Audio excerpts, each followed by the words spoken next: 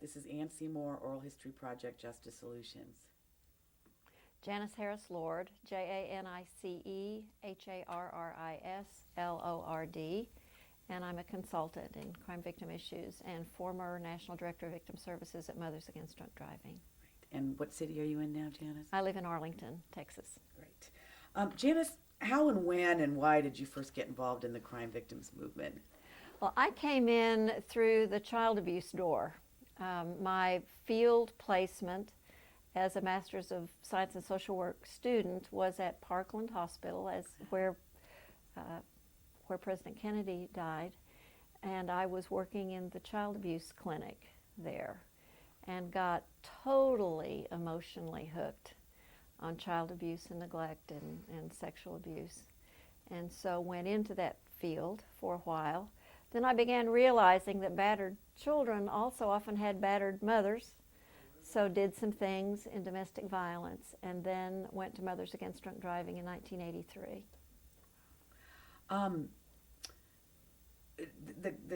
When you started in the field of victims' rights and services, which is it 25 years ago? Sure. Mm-hmm. Thereabouts. Mm-hmm.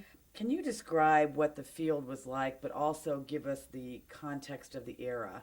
And the bonus question for you is kind of start then and maybe walk us through the 70s, the 80s, the 90s, and take your time. Okay.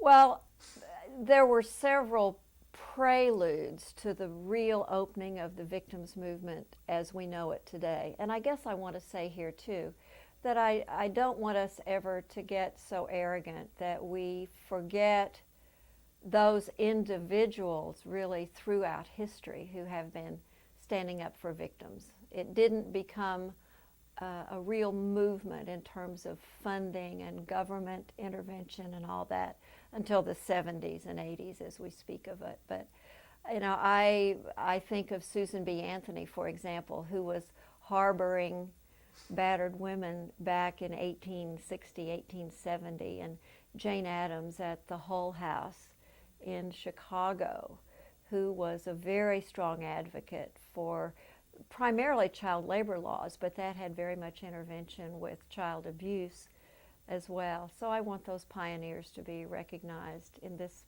project as well. But the 70s really represented something of, certainly the law and order movement was coming in then. The women's movement was just taking hold along with the anti-war sentiment, the anti-Vietnam War sentiment, all of which were kind of anti-violence movements that set the stage, I think, in a really wonderful way for the country to be ready in the mid-70s and early 80s to very much embrace the beginnings of the victims' rights movement. Now, on a more personal level, when I was working with Child Protective Services, there were a few of us in our program in Dallas who spent a great deal of time preparing children to testify and so forth.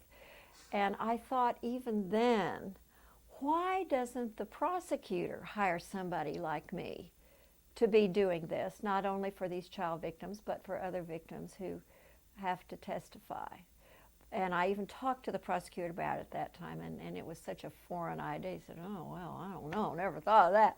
So I kept doing it through the Child Protective Services arena. So there was nothing, in 1978 when I was doing that that I knew of. Now, what I know now is that by then, National Organization of Victim Assistance, NOVA, had been formed. There were some battered women's shelters around. There were some rape crisis centers, but none of that was widely known or recognized at all. I went to my first NOVA conference in Des Moines in 1984, and that was absolutely my first introduction to the broader victims movement. I knew what we were doing at Mothers Against Drunk Driving, but it was an amazing revelation to me that MAD is just a part of this whole family now that's coming together to stand up for the rights of victims. And I went back to Mothers Against Drunk Driving, very committed that that organization see itself as a part of a broader movement for victims' rights. That's great. Moving from the 70s, getting into the 80s, MAD started in 1980. What were the most significant changes or developments in the 1980s in the victims field? Well, I remember when I started, California and Wisconsin had compensation statutes, and that was it. And hardly anyone had victim rights statutes. California was looking at Proposition 8 in terms of those, but it was a brand new, revolutionary idea. Now, where MAD folded into that, I think, in my opinion, was its heavy emphasis on the voice of the victim. I mean, it was so clear for Cindy Lamb and Candy Lightner and MAD, for example, to have the face in the media's eye. I mean, little Laura Lamb in her tiny wheelchair as the nation's first quadriplegic at the hands of a drunk driver at age 5 months, it gave heart and flesh and body and mind and soul and spirit to what we were about. As Candy Lightner spoke of her daughter's death, and I think particularly as Carrie's twin sister Serena spoke about what it was like to lose her twin at the age of 13. That kind of impact carried throughout the media gave the movement exactly what it needed to be propelled into something bigger. And I don't think that without that personal, heartfelt voice of the victim making its way throughout the nation, the movement would have grabbed hold. Is that still true today? I believe it's absolutely still true today. I think we have to work harder at it now, because after 30 years, this movement is becoming something of there is a corporate feel to it in a way, and that has kind of a cold feel to it. On the one hand, I think we have to have something of that. We have to know how to be good business people. We have to do impeccable research. I mean, it is time for us to be able to prove now that the strategies that we use are working, and to find out that some of the strategies that we're using aren't working, and to make good professional decisions on the basis of that. But we also have to maintain this compassion, this drivenness almost about the hurt and the pain that crime victims are experiencing. And if we don't balance both out, I'm afraid we're going to lose. I think of it in terms of a doctor. I go to a doctor when I'm sick. A crime victim comes to us when he or she is sick at heart, for sure, and sick in body as well, many times. Now, what I want in a doctor is somebody who knows the most current scientific research. I want them to be right on target with state-of-the-art treatment of me. I want them to be well read. I want them to have read their journals and be knowing exactly what they're doing to treat me. But I also want that doctor to be able to sit with me and give me time and look at me in the eye and be sure that she really understands my pain before she begins to fumble through papers or file through my chart or take notes or look at her watch because she's got somebody else out the hall. So doctors abide by do no harm. Good doctors do. They are required ethically to do no harm. And I'm very strong in my belief that we too, as a field, have to have that balance between up-to-date, current scientific knowledge about what works as a practitioner, the good business skills of how to operate a business with not only legality but integrity, and at the same time the other 50% has to be that human spirit part, and without it we'll lose. What do you think was the greatest challenge in the early days that you and your colleagues faced in affecting change in our field? Well, most of my work right then was with Mothers Against Drunk Driving. And I think early on, very much in MAD, it was that balance issue. We had very charismatic leaders who knew how to come to Washington to get every television station here in the nation to show up for a press conference on the Capitol steps, to capture the heart of America on the front page of America's headlines, and at the same time, that same charismatic leader, primarily Candy Lightner, had very little business skill, business knowledge, information about how to run a corporation. And frankly, because she was so focused on the mission, she didn't care. Well, somebody had to care. And that was a real struggle for several years to create that balance. I think we have to face that same thing now. Some of our victims' organizations are becoming way too corporate and have lost the passion. Others are still trying to operate totally on passion and don't have the business sense to make it work. So I'm not sure that the issue has changed over 30 years. I think it's the same basic struggle. Early days, or even now, what do you think were the secrets and tactics and strategies that you employed that were successful, that really had an impact? For Mothers Against Drunk Driving, it clearly has to be skilled use of the media.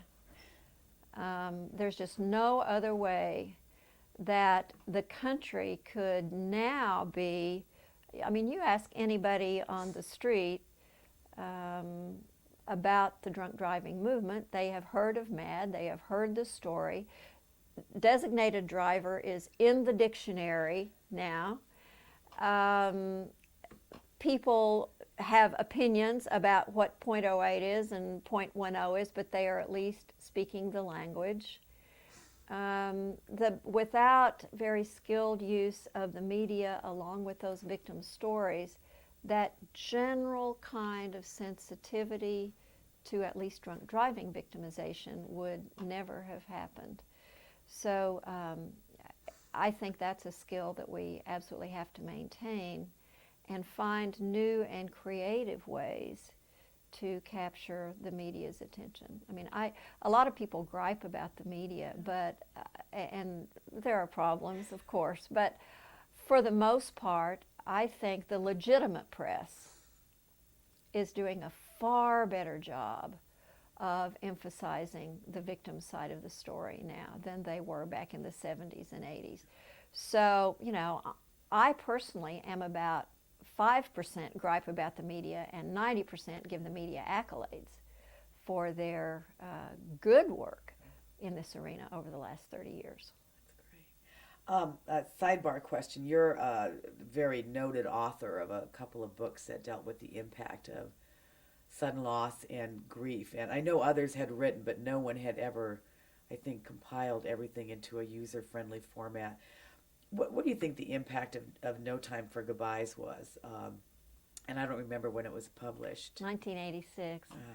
Oh. It's still out there, and I still, frankly, I still find myself surprised because everywhere I go, somebody will come up and say, "Oh, I have your book, and it saved my life," and so forth. I mean, it was not an earth-shaking book in any way, but I think if it is a success, it's because literally everything in there is because I listen to victim stories. It's not because I am a skilled social worker. It is because the victims speak in that book, and they tell their stories, and they talk about what worked for them and what didn't work for them. And it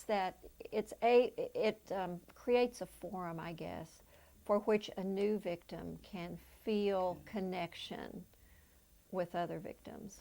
But it's not my skill. It's the victim's stories that make it worthwhile. Looking back 25 years, over the past 25 years, Janice, were there any failures, or are there any failures in our field? Sure. Not any failures that have been fatal failures, I don't think. But there's some things that have certainly slowed us up. And I think they are probably normal adolescent development issues. I mean, this is a field that I think has just gone through probably its adolescence. And I think as we move now into more professionalism, we're moving more into our adulthood, where we are more mature, we are a little softer, still compassionate, but a little softer.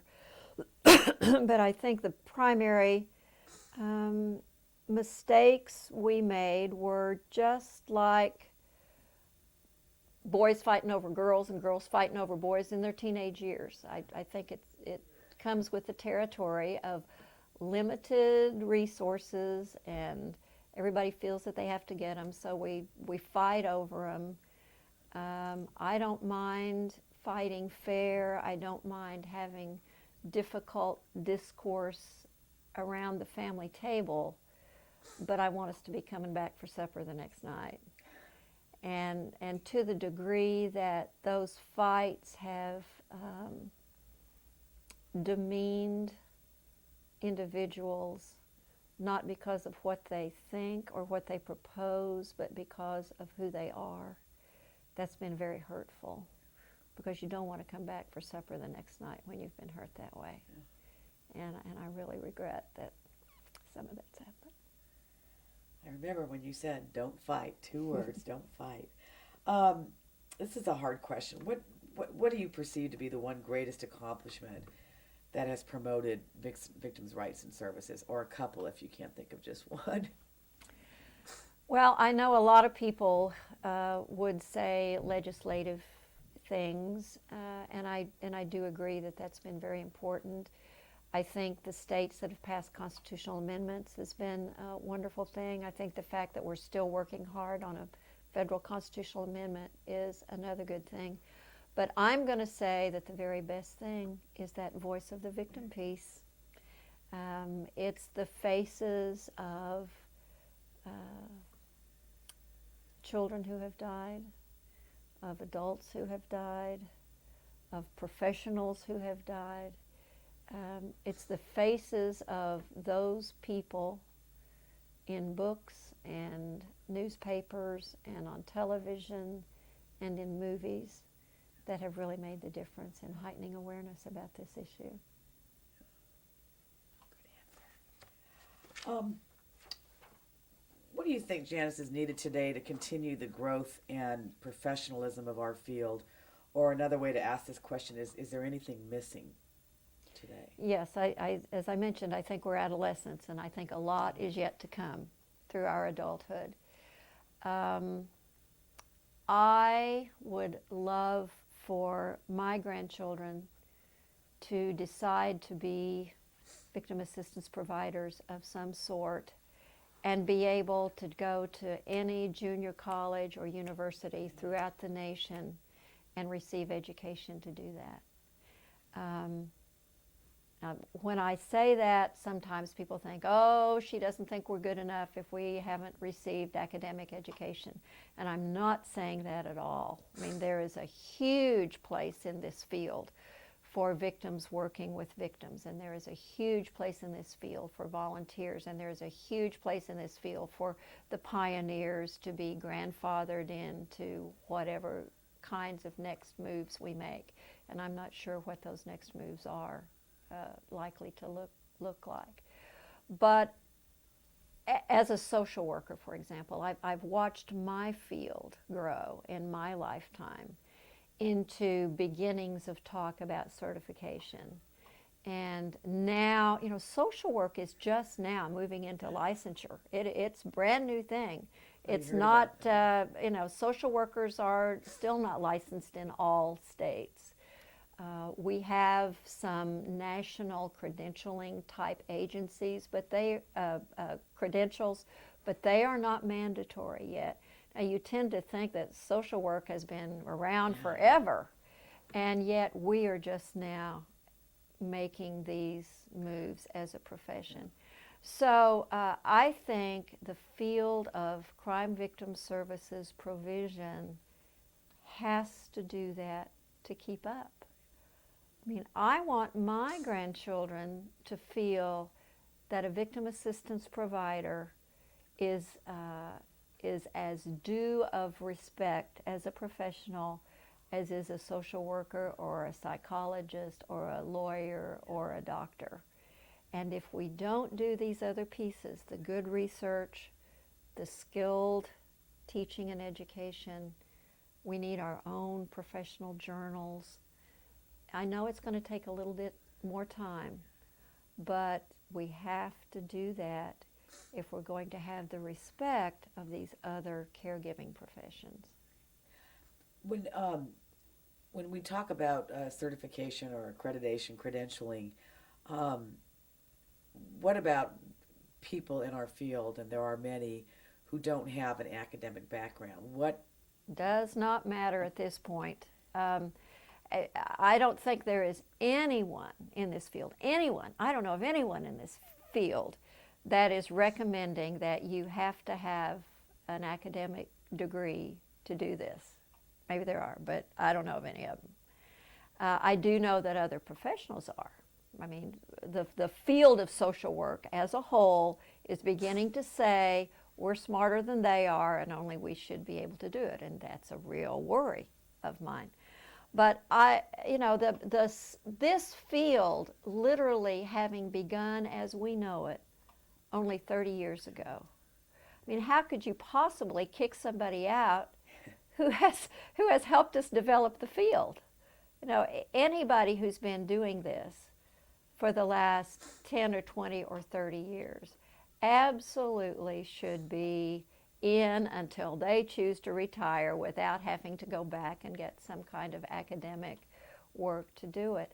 I just want it to be easier for my grandchildren. I don't want my grandchildren to have to fight all the fights and try to figure out how to do it like we all had to try to figure out how to do it and are still trying to figure out how to do it. I want them to be able to go to their junior college or their university or their community college and have textbooks there with the current state-of-the-art knowledge so that they can be trained to do this just like an EMT technician, for example, would be trained to do their job. Now, they're still going to need on-the-job training like an EMT. I mean, you don't take your classwork and then get thrown in an ambulance. You are matched up with people who've been doing it a long time to continue the education. So it's not just getting a little certificate on a paper, and it's not just taking a pencil and paper test and answering a little questionnaire. It's a combination of all of that, but it needs to be institutionalized academically so that those who choose to go that route to do it will have the arena to do it.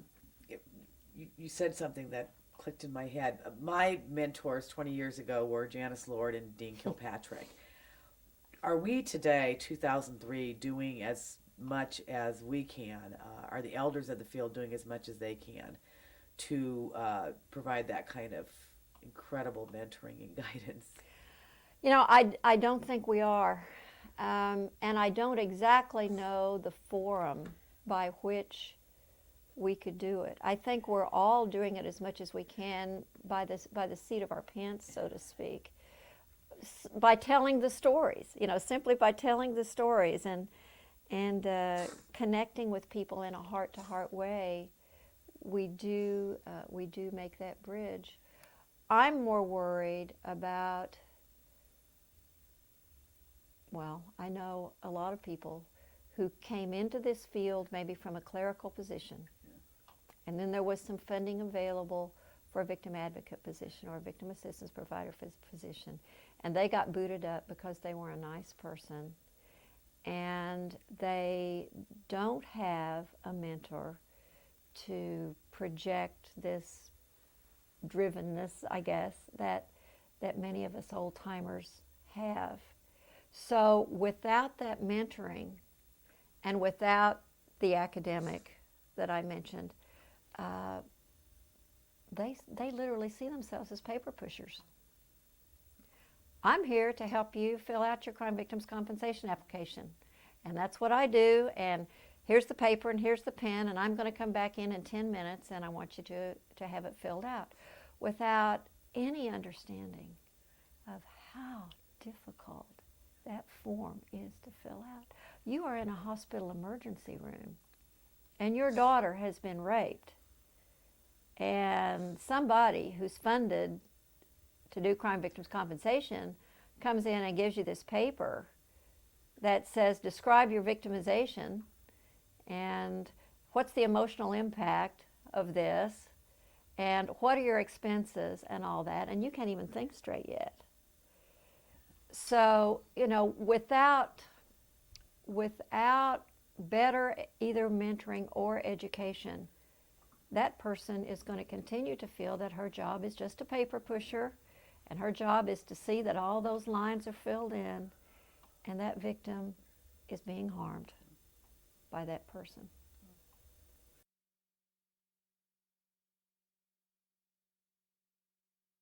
Fun question. What advice can you give to professionals and volunteers who have just recently joined our field?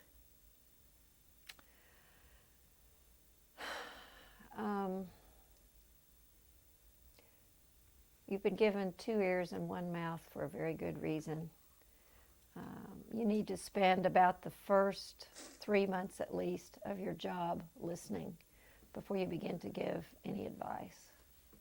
And then only give advice when it's asked for. I'm a little concerned that we have people in the field who have not even learned basic active listening skills. Now, back in the early days, we did a lot of focus on that. And then maybe it's because a lot of us who've been doing training for a long time got more intrigued by fancier things and new topics and new arenas. We kind of let that basic stuff go. But listening and listening attentively and simply doing things like eye contact and nodding your head, because that indicates that you really have listened, that's a healing technique. And we so often think we have to do something to help. I would suggest that new folks in the field recognize the fact that simply sitting in a chair and taking time to look people at eye level and maintain eye contact and really listen is step 1 in healing. And maybe later on you can throw in another skill or 2. But until you've got that one down, you may as well hang it up, because you're going to lose these people in pain if you can't do that. Janice, what vision do you have for the future of our field? I don't know that I have vision beyond what I have already talked about. I do think there is a need for strong, charismatic leadership at a national level, through which, in a way, we can speak with one voice. We haven't had that for quite a while. We've had many voices doing very wonderful things. But there's a lot of competition right now. I mean, we're looking at world terrorism issues. We're looking at a lot of things that our citizens and our legislatures are genuinely concerned about. So I would hope in the next few years someone emerges as, oh yeah, when we see that woman or when we see that youngster or when we see that man, we know that's the victim's rights person. To keep our, not only the public, but the legislatures a little more focused in these tumultuous times. Oh, that's interesting.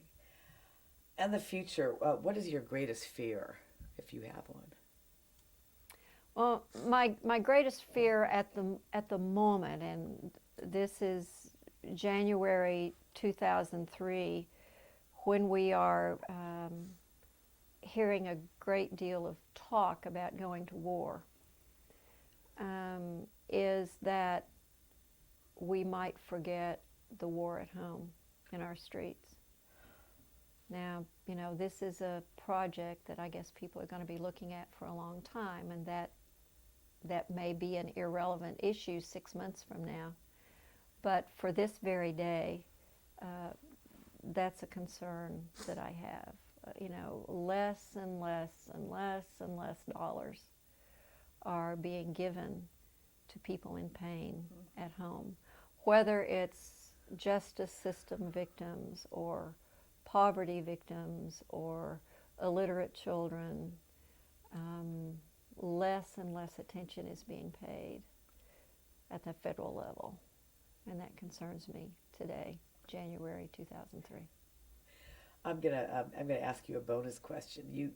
You have spent a lot of time looking at the role of the interfaith community, as has your fabulous husband, Dr. Richard Lord.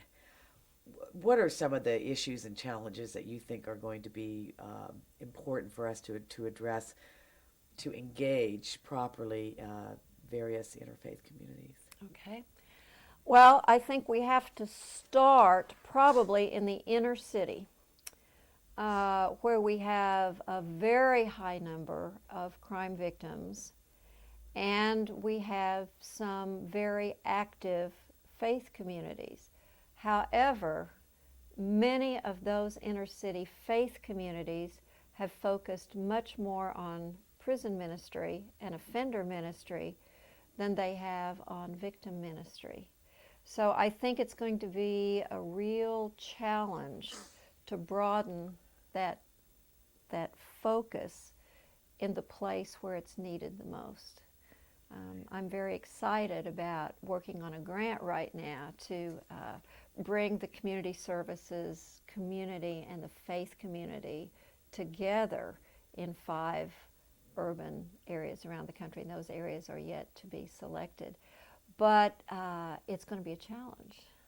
I mean, it's not simply a matter of calling a few people to a meeting and sitting around a table, but, you know, trust is going to have to be developed.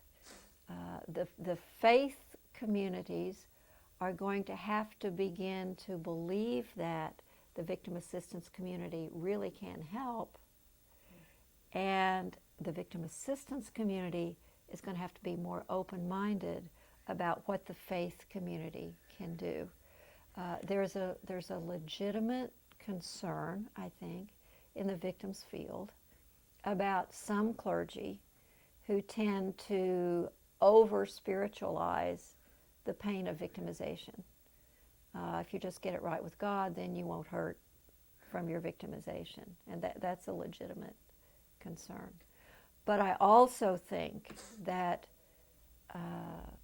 there has been too much generalization in the victims field, saying the whole faith community is a bunch of crazy people who don't know and can't understand what victimization is all about, who want to read you scripture and spout out answers and get you to join their church.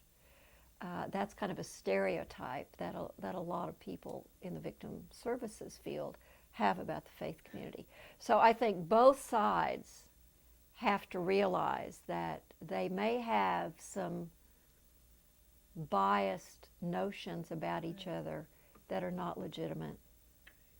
And then we both have to be open to learn from each other in terms of cross-trainings and cross-education. And all that's going to result in is step 1, which is trust. Right. And then the programs can begin working together. But we have to do the trust thing first, and I think it'll be a challenge. I'm going to ask you a follow-on question to that. I know you're involved also with a group of survivors and advocates who are looking at how victimization is viewed and treated by different faiths, from Hindu and Muslim to Buddhist, Jewish, Christian. Why is that significant, or why is that important? It's incredibly significant, primarily for first responders. My goodness, if you are dealing with a victim of a faith that does not believe that the body should be touched or tampered with, but should be immediately taken to the faith healer or person for consecration or whatever kinds of spiritual rituals need to be performed in order for that family to have some kind of spiritual peace. And you immediately begin talking about autopsies and medical examiners and prosecutors, where you may be of a faith where the whole prosecutorial system is viewed as non-peace-loving. If I even speak my piece, or speak my, well, not P-E-A-C-E, but if I speak my P-I-E-C-E about an offender, that means that I have done damage to my relationship with my spiritual being. Therefore, this is way down the line, but I would never give a victim impact statement, because that would have spiritual implications for me. If you aren't aware of stuff like that, then you're going to be doubly, triply, quadruply harming a family whose spirituality may be all they have to hang on to at the point of victimization, by throwing in all these things that we tend to take so for granted when we come from a Judeo-Christian Caucasian background. That concludes my questions. Is there anything that you just want to add that I haven't touched on? I don't think so. This has pretty much been comprehensive. Okay, it's a wrap.